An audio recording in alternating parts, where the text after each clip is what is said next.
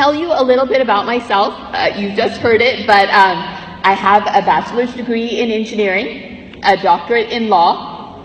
I gave up a promising law career to move to India to work with slum children and at-risk youth.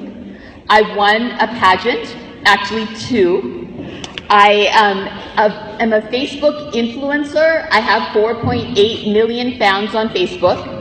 I am a dancer. I'm an aspiring actress. And as you can see, I'm in a wheelchair. So a lot of people look at me and, they don't ask because they don't want to be impolite, but they wonder how. How did I do all of this? And the answer is 2 words. 2 words that I have chosen to remove from my life, and those 2 words are, I can't.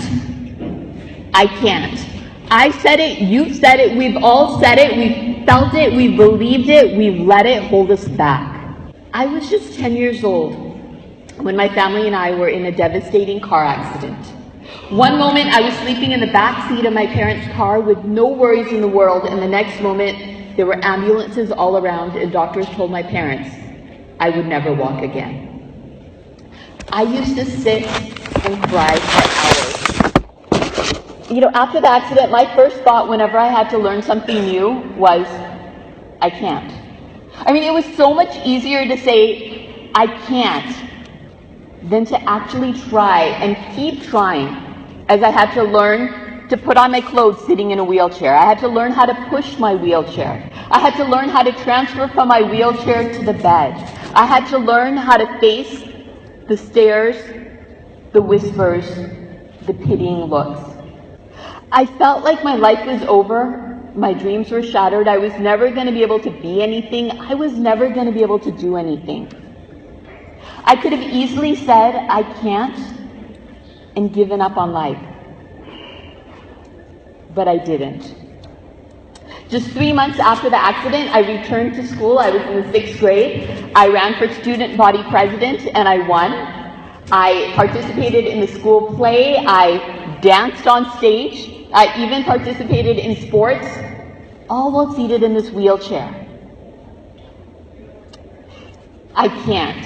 Every regret starts with it. All hope ends with it. It is the universal excuse to not even try. So as a teenager, somehow through a mix-up, I received an invitation to participate in the Miss Teen of Washington pageant. Now, like many little girls, I had the dream of being a beauty queen, but I knew I can't. So the first thing I did was I called the pageant director and I told him, I'm in a wheelchair. He didn't know what to say. I didn't know what to do. Who'd ever heard of a girl in a wheelchair in a beauty pageant?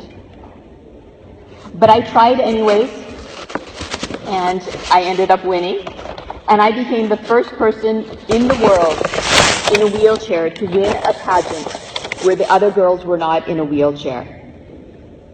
I can't. Don't say it, don't feel it, don't believe it, and do not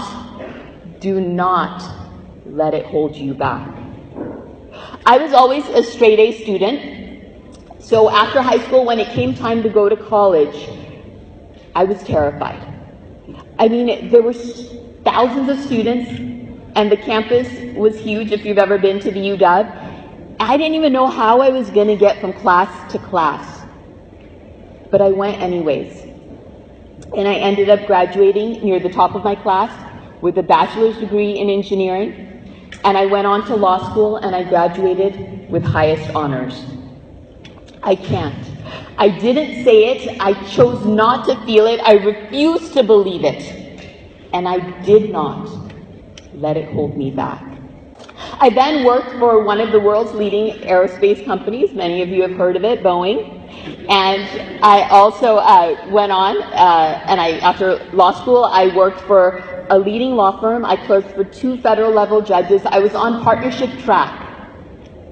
But all this while, I basically wanted one thing from life. I wanted to change the world. I wanted to make a difference. I think that's why I switched from engineering to law, because I thought that I would be able to help people even more. And I did for a while. I did a lot of cases free of charge for people who couldn't afford it. But it wasn't enough. So I started volunteering. I volunteered at community centers, the juvenile jail, homeless shelters, hospitals, schools, but it still wasn't enough.